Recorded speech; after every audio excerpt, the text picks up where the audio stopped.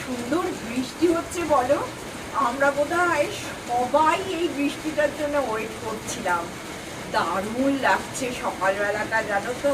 কোনো কাজকর্ম করতে ইচ্ছা করছে না, এই বারান্দায় চুপ করে বসে আছি। কিন্তু ভীষণ কুঁড়ে দিন এটা।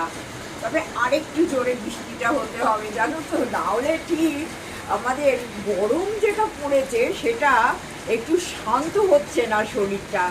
দারুণ লাগছে জানো। আবার দেখছি এই বৃষ্টিতে এদের পুকুরটাতে মাছ ধরা হচ্ছে, এত এত সব জেলেরা এসেছে, হাঁড়ি টাড়ি নিয়ে সমস্ত মাছ ধরা হচ্ছে, বড় বড় মাছ ধরছে।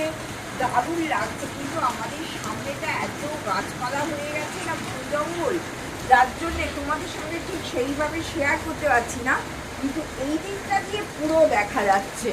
তা সেইটাই আর কি দেখছি বসে বসে। আর দাদা বলছে কিন্তু এইরকম বৃষ্টিতে একদম কোনো কাজ করতে ইচ্ছা করছে না, কুড়েমি পাচ্ছে। তা যাই হোক বন্ধুরা, তোমরাও এনজয় করো। যদিও আজকে শুক্রবার, আমার তো রোজই সানডে, সেটা অসুবিধে নেই। কিন্তু তোমাদের যারা বা অফিস যাবে, বাচ্চারা স্কুল যাবে, তাদের নিয়ে তোমরা এখন খুবই ব্যস্ত আছে। এইসব কাব্যিক কথা হয়তো তোমাদের এখন আর ভালো লাগছে না। যাই হোক, আমি কিন্তু দারুণ এনজয় করছি এই বৃষ্টিটাতে।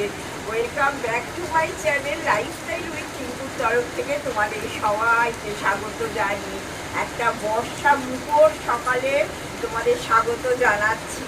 দারুণ দারুণ, মানে বলে লাভ, মানে ভাষা খুঁজে পাচ্ছি না, জানো তো। কিন্তু একটু ঠান্ডা হতে হবে। এই বৃষ্টিতে একটা দারুণ কবিতা মনে পড়ছে, জানো তো, জয় গোস্বামীর মেঘবালিকা। আমি যখন ছোট্ট ছিলাম, খেলতে যেতাম মেঘের দলে। একদিন এক মেঘবালিকা প্রশ্ন করল কৌতূহলে, এই ছেলেটা নাম কি রে তোর? আমি বললাম খুশবন্ত। মেঘবালিকা রেগেই আগুন, মিথ্যে কথা, নাম কি অমন হয় কখনো? আমি বললাম নিশ্চয়ই হয়, আগে আমার গল্প শোনো। সে বলল শুনবো না যা, সেই তো রানী, সেই তো রাজা, সেই তো একই ঢাল তলোয়ার, সেই তো একই রাজার কুমার পক্ষীরাজে, শুনবো না, ওসব বাজে। আমি বললাম তোমার জন্যে নতুন করে লিখবো তবে। সে বলল সত্যি লিখবে? তবে মস্ত করে লিখতে হবে, লিখেই কিন্তু আমায় দিবে। বড্ড বড় কবিতাটা, জানো তো বন্ধুরা। তোমরা যদি শুনতে চাও তাহলে কোনোদিন পড়তে পারি, কিন্তু ওইটাই 10-15 মিনিট লেগে যাবে। দারুণ লাগছে এই বর্ষার কবিতা। হ্যাঁ, এই চেয়ারে বসে বসে এই কবিতাটাই আমার ফার্স্ট টাইম মনে পড়লো। যাই হোক, আর এত কবিতা করলে হবে না, একটু টেনে যেতে হবে। তবুও আজকে বলবো আমার একটু রান্নার প্রেশারটা কম আছে। আর যদি পারি তোমাদের সঙ্গে শেয়ার করে দেবো। তবে আমি যে ব্যাঙ্গালোর থেকে অনেক মশলা, যে স্পাইসেসগুলো কিনে এনেছি, সেইগুলো কিন্তু আবার একদম সাজানো গোছানো হয়নি। দেখি আজকে রান্নার চাপটা কম, তো ওই জন্য একটুখানি করবো। আর দেখি যদি পারি তোমাদের সঙ্গে নিয়েই করবো। চলো।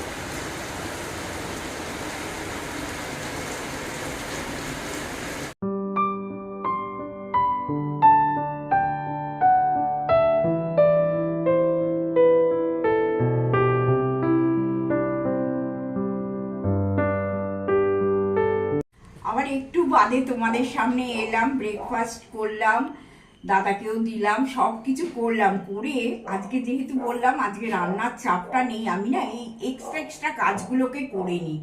যারা পুরনো আমার ভিউয়ার আছো তারা তো সবাই জানো যে আমার এই যে ফ্রিজ ম্যানেজমেন্টটা আমি কিভাবে করি। অল্প অল্প জিনিস ঢেলে রাখি যাতে আমার রান্নার সময় কোনো জিনিসে না আটকে পড়ে। মানে সঙ্গে সঙ্গে দোকান যেতে হবে, তারপরে আমার মানে জিনিসপত্র আনবে, তারপরে করবে, আমি কখনো এটা করি না।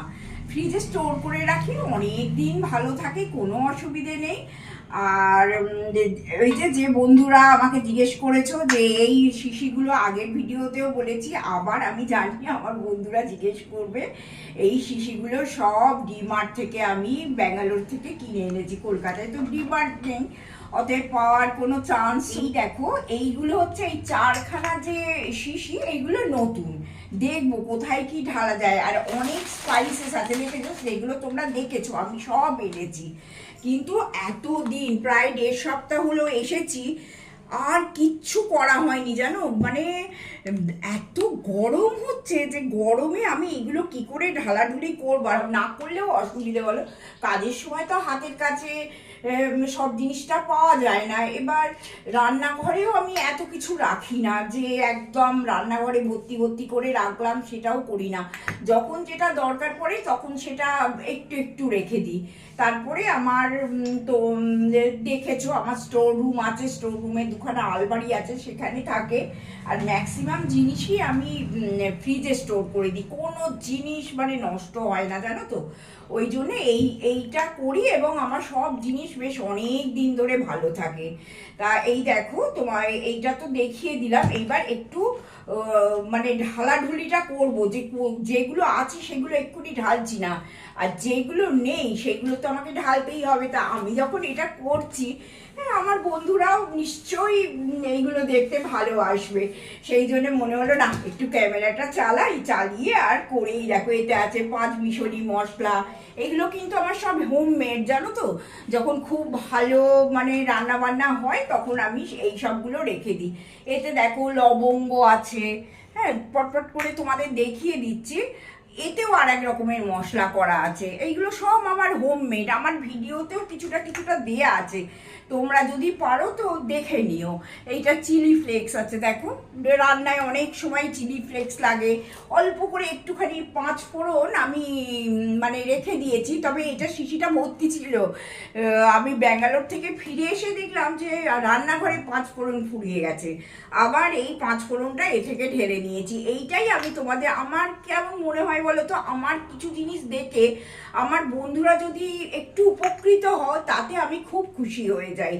এতে দেখো একটা সম্বর মশলা করা আছে, যদি আমি ধোসা টোসা করি তাহলে এই মশলাটা লাগে। ফ্রিজে রেখে দাও, এখন নিশ্চিন্তে থাকো, কোনো জিনিস নষ্ট হবে না।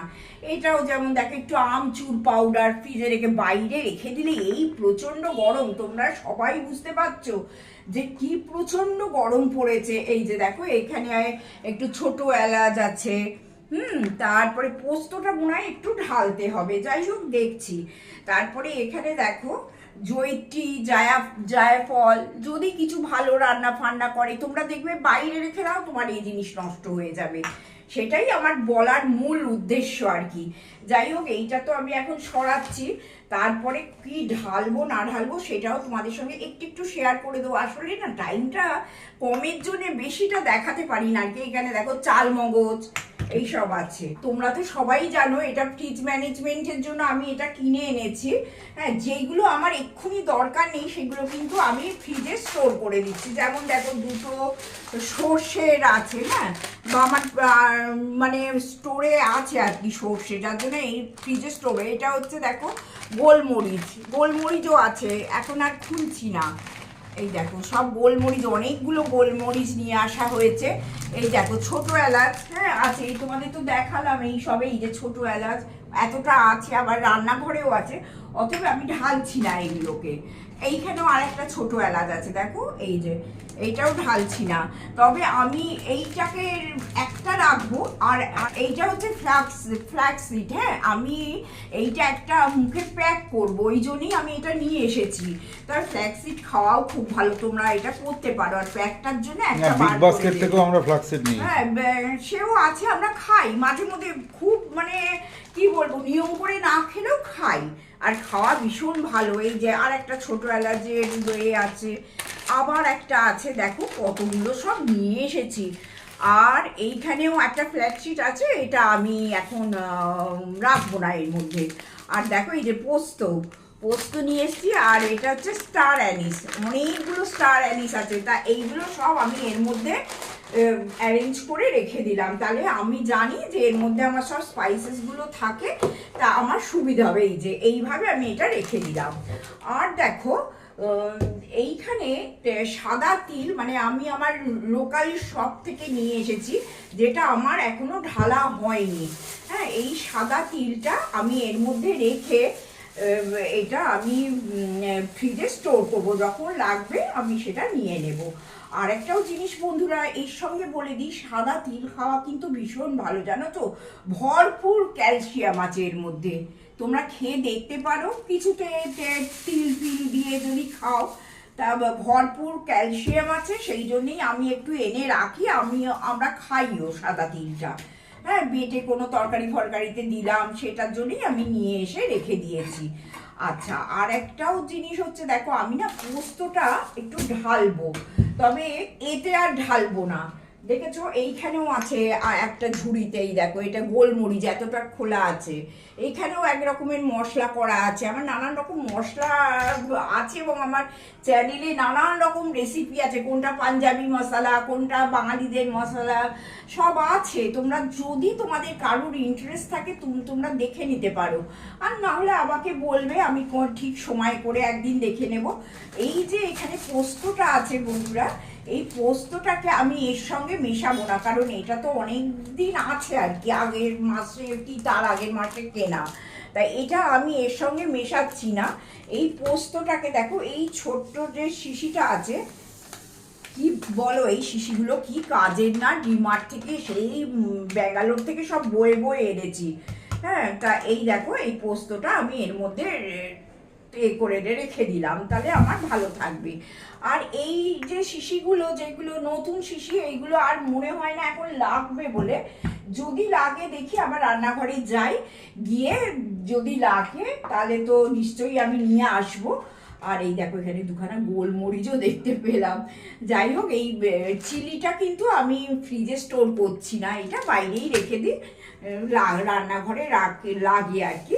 তা যাই হোক বন্ধুরা, তোমাদের এই ফ্রিজ ম্যানেজমেন্টটা কেমন লাগলো প্লিজ আমাকে তোমরা লিখে জানিও, আমার খুব ভালো লাগবে। এত গরমে তবুও মনে হচ্ছে যখন করছি বন্ধুদের সঙ্গে একটু দেখাই। আমি একটু কথা বলি, সেটা হচ্ছে তোমার এই জিনিসটা যেগুলো গোছালে, এগুলো ফ্রিজ ম্যানেজমেন্টের জন্য তোমার রেডি স্টক।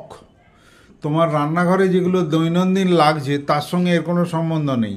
রান্নাঘরের জিনিসটা যেই ফুরিয়ে যাচ্ছে সেই মুহূর্তে তুমি এই স্টক থেকে নিয়ে বার করে দিলে, যাতে দোকানে না দৌড়তে হয়, যাতে সংসারটা না আটকে যায়। তো সেইগুলোর জন্য তোমার এটা গুড প্ল্যানিং। দাদাবাদের তোমাদের বুঝিয়ে বুঝিয়ে বলে দিল ভালো করে।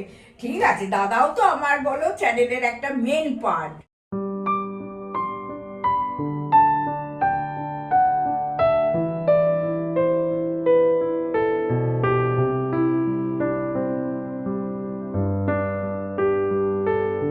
বন্ধুরা দেখো, এই তো করে নিলাম।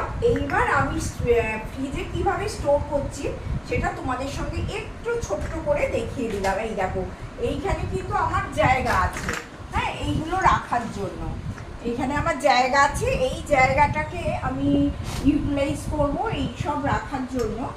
আর দেখো এই যে এই ছোট যে বাস্কেটটা, এটাও আমার একদম হাতের কাছে যেগুলো লাগে আমি সেইটাকেও আমি ইউটিলাইজ করব। এই যে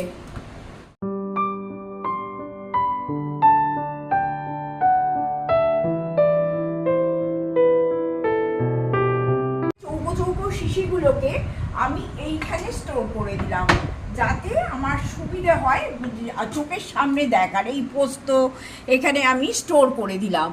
আচ্ছা, তারপরে দেখো আমি যে এইটা এনেছি আমি গোছালাম, হ্যাঁ, এইটাকে আমি কি করবো বলো তো। আচ্ছা দাঁড়াও, আর একটা ব্যবস্থা করি, এইটাকে এইখানে না রেখে আমি এই রকম করে এই যে ওপরটায় এইভাবে রেখে দিলাম, তাহলে আমার অনেকটা জায়গা আমি পেলাম।